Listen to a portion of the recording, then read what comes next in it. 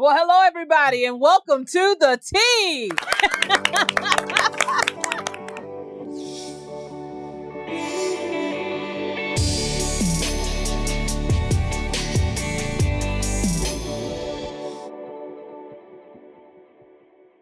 Just go with it. So we want this show to be as interactive as possible. So if you have any questions, you got something that's burning deep down in your heart that you want to share, please share it with us because this is all about you. Awesome. So we're getting ready to start our conversation about this wonderful book called Becoming by Michelle Obama.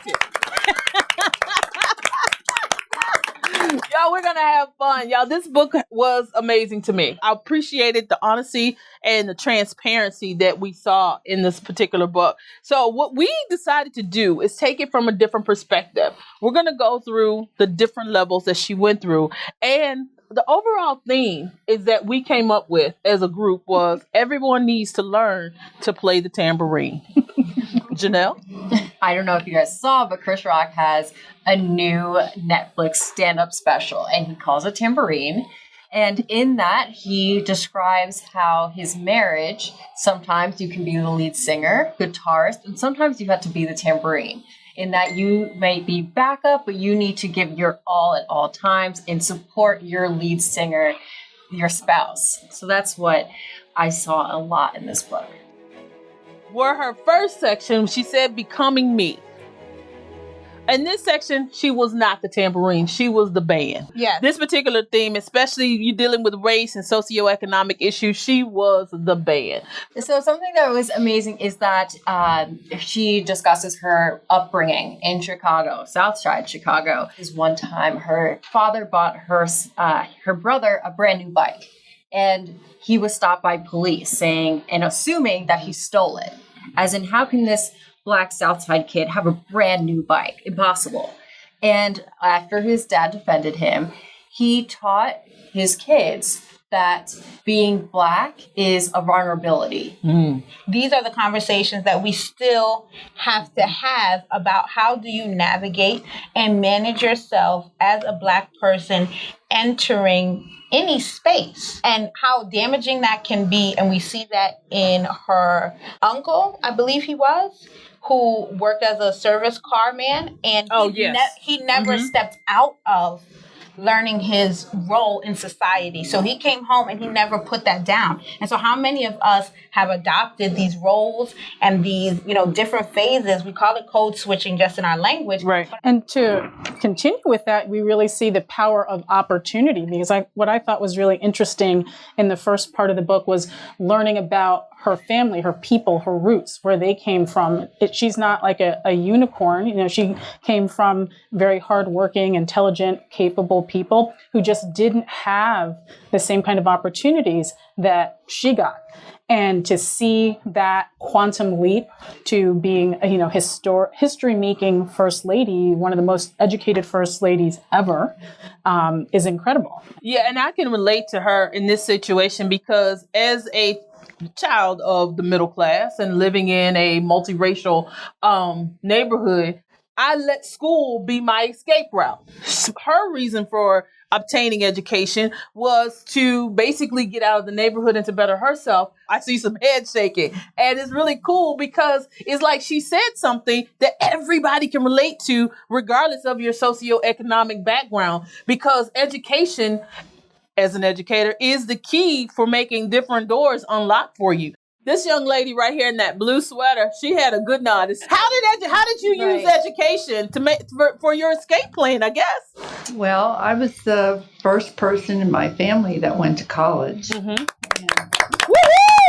Thank you. And it was just something that my mother pushed all the time.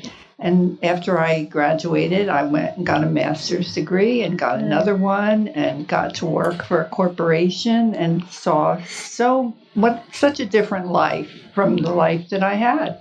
And it's all because of education. I feel that very strongly. Which brings us to now that she has become, and now she's becoming her. Now it's time for her to becoming us.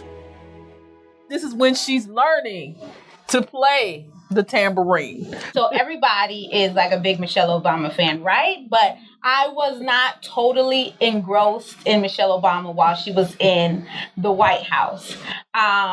I had questions about her stepping down, giving up her own great career to follow his dream, which she then says in the book. Because I said, this sister got too much going on Right.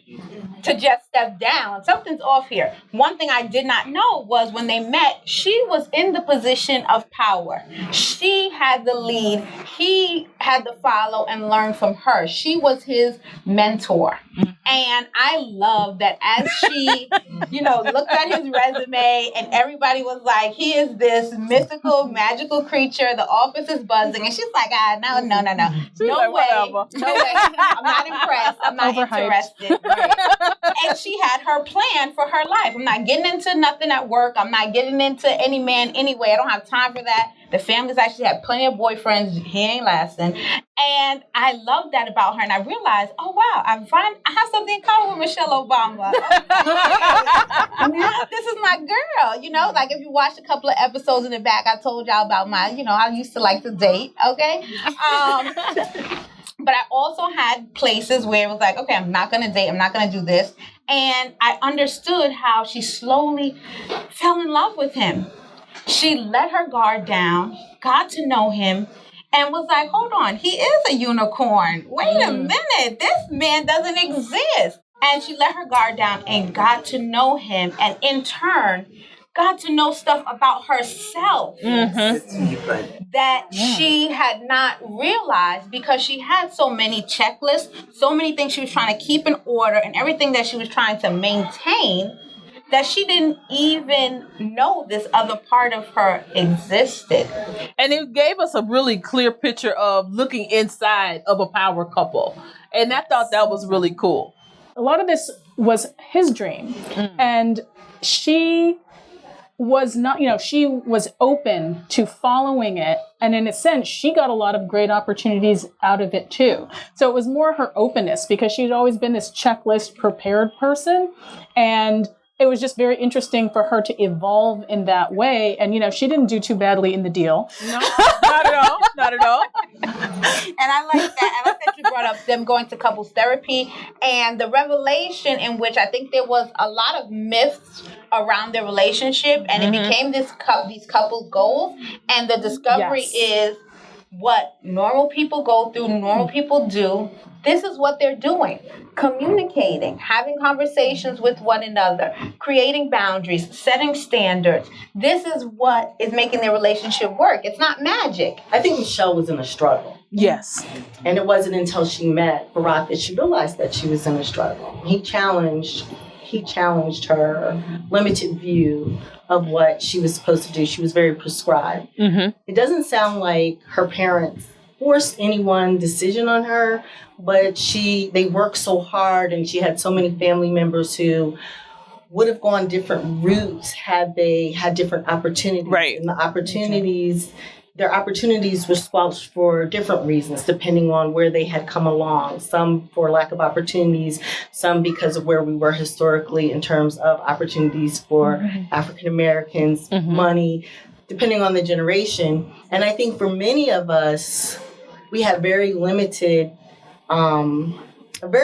view of what that looked like. Right. So she went around telling everybody, for those of you who didn't read it, that she wanted to be a pediatrician because it sounded good. Right. And I used to run around saying I wanted to be a lawyer. Right. right.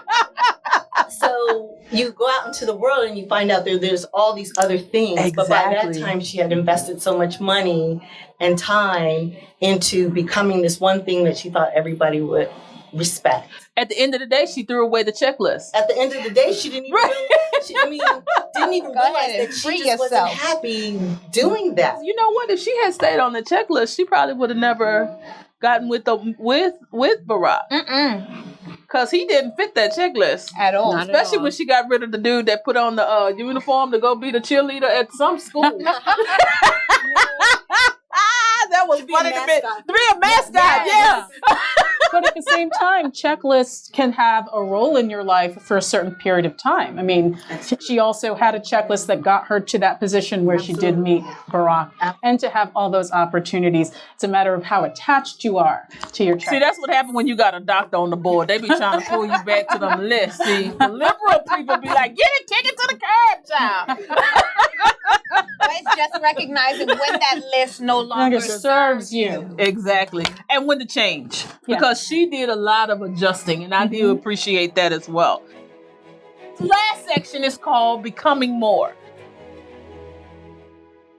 And this is where they had to play the tambourine to the world. And this particular section really blew me away, especially when she had the dream.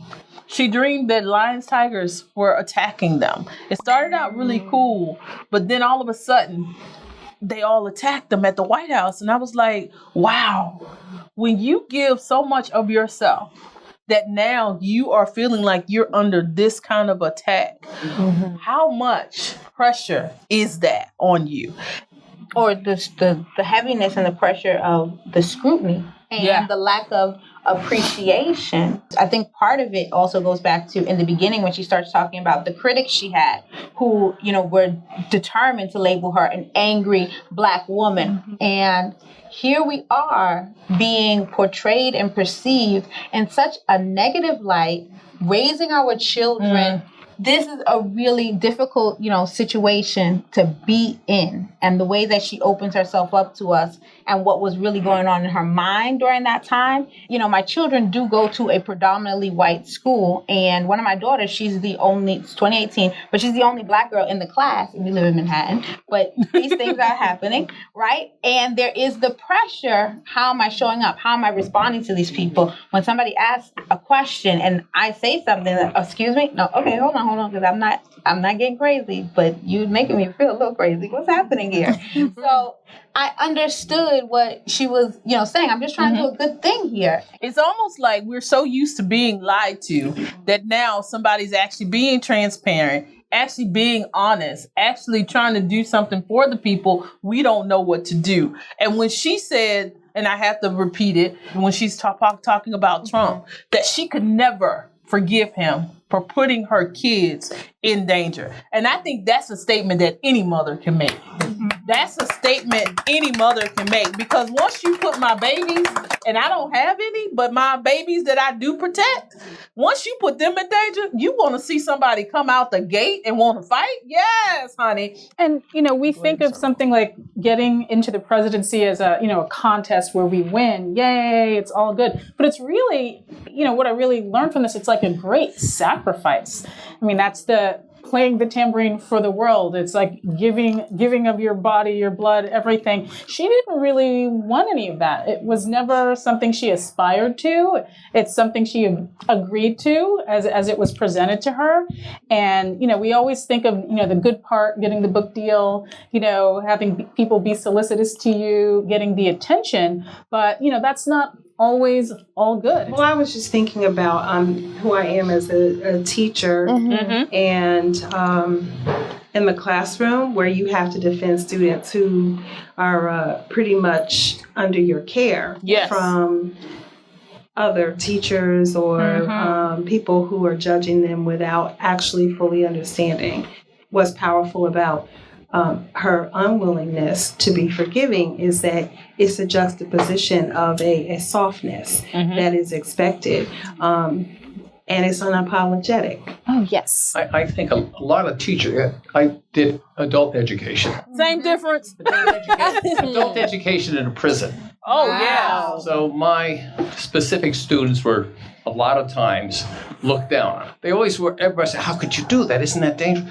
As a teacher, I get much more appreciation because I wasn't a guard. Right. But it was positive for me. It's just something about being a teacher. You do absolutely protect them. And when when too many people start attacking, you put yourself in danger. Exactly. You could lose your job because you'll watch that guy or you'll get in trouble. So, And I think that even though you were in the prison system as high school teachers, as elementary school teachers, you still fall into that same predicament, because even with her aunt, I loved it when she talked about her aunt going up there to help her. She's on this stage, teacher. She was still being a teacher. And it was like, I have practiced on something so old for so long that I don't know what it looks like to play something new. A teacher is always going to jump in and make you look good. And she knew what the problem was. Exactly. She just knew. Exactly. Right away. Yes, ma'am. As an African American mother, my kids are adults now, but they were raised in predominantly white suburbs. Mm-hmm.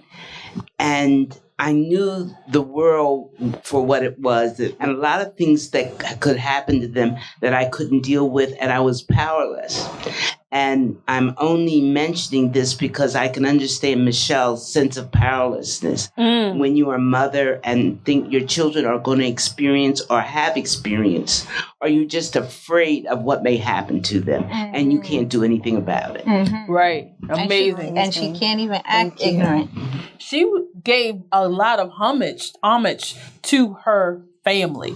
How many of you thank your family for what they've done? Because regardless of where we are, our families got us there, whether good or bad. What motivated you with your families? Yes. So I would definitely like to thank my family. I'm an author, I'm a performance poet, and I wouldn't be that if it was not for my older sister devoting her summer. And this is big because she's 10 years older than me, so she was a teen.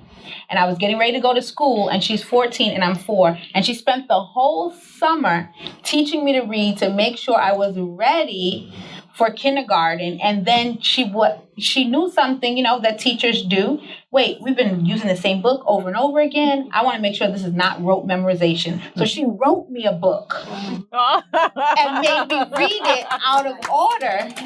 And after I read that book, I was so moved and I was so touched. I told her, one day I'm going to write a book for you. And my first book I dedicated to her. And that became my award-winning book as well. So Awesome. I'm breaking the ice for you guys. But I have a story very similar to Michelle's in relation to how I grew up. My brother and I were the first people in our family to go to college. My mother was a domestic worker. My father worked for the Department of Streets. By age 3, I knew that we were going to go to college. And one of the things that my mother did, she worked for white people always. So whatever those kids got, like an encyclopedia, going to a museum, going to an aquarium, getting music lessons, my brother and I did the same thing. Exactly. Wow. Thank you. I would have to say my grandmother will be the one that I would have to thank, because I actually dedicated my first book to my grandparents, because my grandmother was a domestic worker as well. And this was my summer gig. I had to go stay with her during the summer. And I remember her taking me to work with her, but she would not let me do anything. I had to sit in that corner. I had a chair that I had to sit in, but she made my aunt work, because I have an aunt that's 10 years older than me. She made all of them do everything, but I couldn't move. And I was like, I can do this. I can help. I can do this. No, you're going to see what you're not going to do. You're going to school and you're not going to do this job. You're going to find something to better yourself. But at the end of the day, I respected her, because that's how she did take care of us. The struggle to become anything is real because of the negative voices in your head. And so I'm just curious to know if you had any perspective on that. Well, I think she's technically a boomer, but she had kind of a Gen X experience in that she had like a free range. She had nice support at home with her parents, but she spoke a lot about how her mother did not micromanage or helicopter or get involved in her business and her conflicts. And so she had an opportunity to develop those muscles herself. And I think that builds a lot of confidence. Right. And then she deals with the village really early. She talks about her village as soon as the book opens. She tells you who her village was, and she explains how that village helped build her. So yeah, she deals with that immediately. Yes, ma'am. So I grew up in Brooklyn, in a predominantly black community, and we didn't think about white folks when we grew up. Right. It was just about our community. And my mother, was like a single parent, but she always told us that we can do anything we wanted to do, no matter what it was. And she would help make that possible, the best that she could. And all our life she did that. So going to college wasn't, the first to go to college. It wasn't even a concept until I was a senior in high school, because nobody went to college. So when the guidance counselor said that I couldn't go to college, my mother said, sure you can. Just apply. And we'll make it work. We'll find the money. We'll make it happen. And she was always there and always did whatever it took to make it happen. And your other point is well taken. I always made all of my own decisions. Right. She never, ever, I didn't even have to consult. I just had to tell her the final result. She just assumed I would take care of it because she was busy trying to take care of us. And I was thinking about Chicago and how African Americans migrated from the South. And I'm like, when I think of the Midwest, I still get a Southern feel. Yeah. So I thought that was really amazing that her parents kind of let them make their own decisions and really didn't, it's like, wow, that's how I was raised. Thank you, Mom. So that's something I have to thank my mom for. Exactly. And then I raised my child the same way. And she's from this helicopter parent generation. Mm-hmm. And many of her peers can't make decisions. So I never had a curfew. And I was like, wow, Michelle never had a curfew. So I do have to go home and tell my mother thank you, because I do think it really allows you to think, and it your parents are trusting you, that they've given you enough guidance that you will make the proper decision. If Miss Michelle Obama walked in here right now, what would you say to her? Thank you. Thank you. Thank Wow. you. Anybody else? What else? You would say I love her and her husband. Awesome. Anyone else? And I just want to say thank all of you for coming here to this Barnes & Nobles in Princeton. I've always come here, but it's wonderful to see a group of African-American women presenting this information. I love the authenticity and the reality of her speaking her truth throughout the different phases of the book. And the part of the book that really, really impressed me was Becoming Me, because she spoke very highly of her parents and everyone all about her in the South Side of Chicago. And this is absolutely a glorious event at Barnes & Noble in Princeton. Believe me, it is. Thank you so much. Well, we're at this point, y'all, since she spoke, I have to introduce her. She is the collector of the bunch. Y'all, this is Miss Gail Mitchell. She made something special for us to see tonight, and I have not seen it, so we're going to all get to see it together. And since, stand up, child, hold us up. She made a quilt. I taught English as a second language for 30 years, and in each classroom, I made a different quilt. And this is one was made in 2006, and Obama's in the middle, and it was taken to the Democratic National Convention. And on the back is his speech. Oh, wow. Philadelphia, and Michelle's at the top. And a lot of different politicians and regular people have signed this quilt in the front. Awesome. I wanted to bring it here so that you ladies could see it and appreciate it. Amazing. Thank you so much. Thank you for giving me the opportunity to share it with you all. Awesome. Thanks for sharing it with us. Thank you. Thank you. And I want to go ahead and wrap this up. And the best part of this book for me was the epilogue. She said the biggest thing about becoming and the biggest key to becoming is being optimistic. And at the end of the day, it's not the uniform that you issue, it's how you play in that uniform. And that's one thing that stood out to me growing up. When I heard that for the first time and I really took it into heart. And just the point that she stayed optimistic, because she could have been given so many different things when she got ready to live her life. And how the different twists and turns. She could have fell into depression, but she kept it optimistic. And if nothing else, guys, that's one thing that we have to remember and take from this part of the book. The biggest thing to becoming is being optimistic. Thank y'all so much. Thank you. And remember, who's telling your story? The team!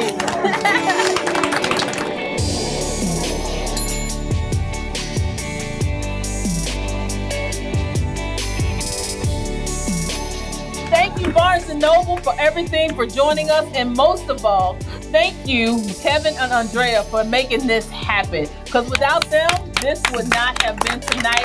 Really, thank you guys for joining us. Because if we weren't here, we would have been talking to ourselves. So thank y'all so much.